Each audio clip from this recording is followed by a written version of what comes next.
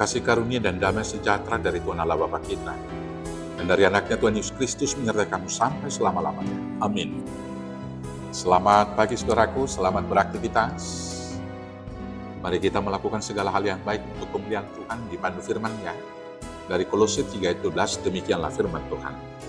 Karena itu, sebagai orang-orang pilihan Allah yang dikuduskan dan dikasihinya, kenakanlah belas kasihan, kemurahan, kerendahan hati, kelemah lembutan, dan kesabaran. Demikianlah firman Tuhan. Bapak Ibu Saudaraku yang terkasih dalam Yesus Kristus, setiap orang percaya adalah orang-orang yang dipanggil, dipilih, dan dikuduskan oleh Allah.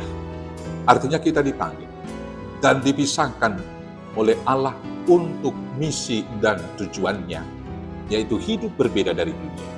Panggilan Allah terhadap kita bukan berdasarkan kemampuan atau kebaikan kita sendiri, tetapi adalah berdasarkan kasih karunia Tuhan yang besar.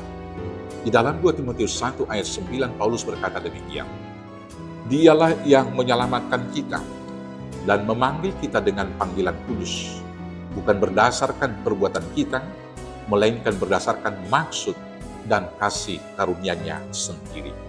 Tujuan panggilan dan pemilihan Allah kepada kita adalah supaya kita hidup tidak bercacat di hadapan-Nya dan menjadi alat kebenaran Tuhan di dunia ini.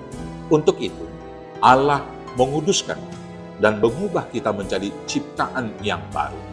Paulus mengingatkan jemaat di Kolose akan hal tersebut.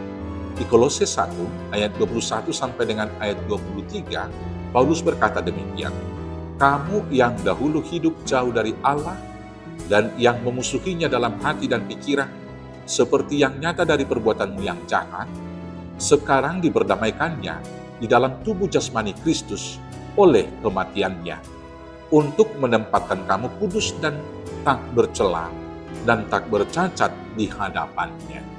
Sebab itu, kamu harus bertekun dalam iman, tetap teguh dan tidak bergoncang, dan jangan mau digeser dari pengharapan Injil yang telah kamu dengar dan yang telah dikabarkan di seluruh alam di bawah langit, dan yang aku ini, Paulus, telah menjadi pelayannya.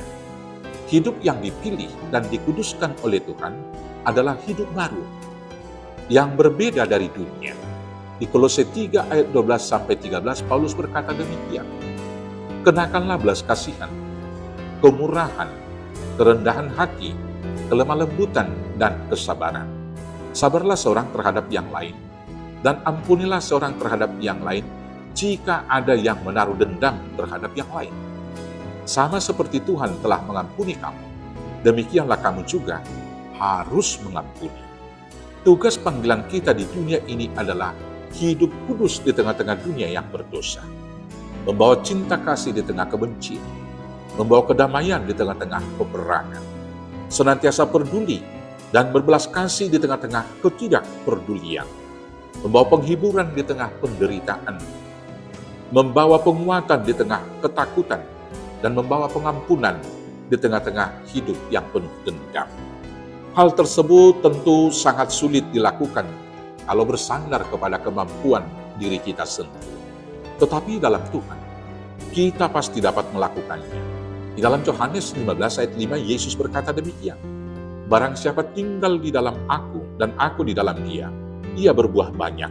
Sebab di luar aku, kamu tidak dapat berbuat apa-apa. Di dalam Tuhan kita akan dapat melakukan tugas panggilan itu dan menghasilkan buah yang banyak, karena Allah sendiri yang memampukan kita. Di dalam Filipi 2 ayat 13, Paulus juga berkata demikian, Karena Allah yang mengerjakan di dalam kamu, baik kemauan maupun pekerjaan menurut kerelaannya. Pengudusan kita dilakukan Allah dalam kematian Yesus Kristus. Kemudian Dia membimbing kita untuk hidup kudus dengan pertolongan Roh Kudus. Hanya dengan kekuatan Allah yang bekerja di dalam kita, kita dapat berbelas kasih.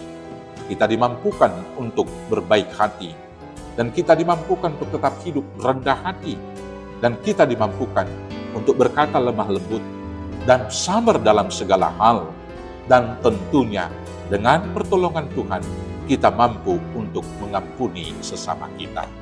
Maka supaya kita dapat melakukan perintah Tuhan, kita harus berakar dan bertumbuh di dalam Kristus. Paulus berkata di dalam Kolose 2 ayat 7, "Hendaklah kamu berakar di dalam Dia dan dibangun di atas Dia."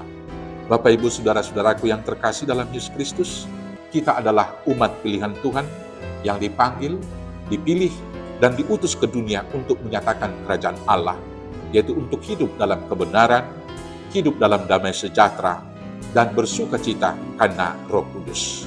Karena itu, hendaklah hidup kita tetap berakar dan dibangun di dalam Yesus Kristus.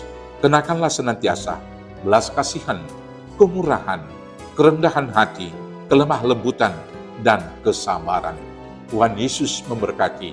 Amin. Kita bersatu di dalam doa.